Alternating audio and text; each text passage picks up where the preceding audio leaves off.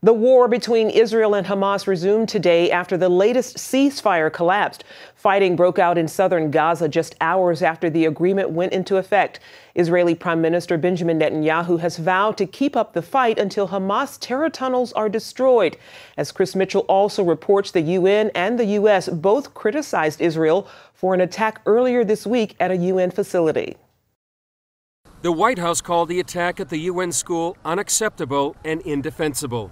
Nearly 20 people died during the attack, but Israeli ambassador to the U.S. Ron Dermer told CBN News the incident demonstrates how Hamas places its military infrastructure within civilian areas and continues to use Palestinians as human shields. They are forcing Israel, in order to defend ourselves, to attack those areas. They want us to kill Palestinian civilians because what they hope to do is to take those horrible pictures that would move any decent person. When you see children who are killed, when you see civilians who are killed, even in the most cautious war that can happen, and certainly in a case when you have an enemy that acts as Hamas does.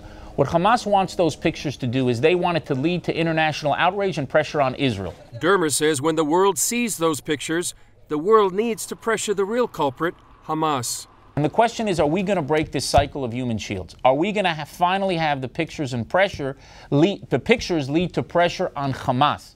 If pictures lead to pressure on Hamas, the chances of them doing this over and over again go down. If they lead to Israel, you are actually not only endangering Israeli civilians, you are endangering primarily Palestinian civilians because they'll continue to use their own people as human shields. It's sick, it's grotesque, and it's got to stop. During the conflict, Hamas rockets were found in 3 UN schools. As a journalist who covers Gaza and UNRWA, I was not at all surprised that rockets were found in the UNRWA schools. David Badin wrote, "Roadblock to Peace, How the UN Perpetuates the Arab-Israeli Conflict," and says UNRWA is actually hosting Hamas.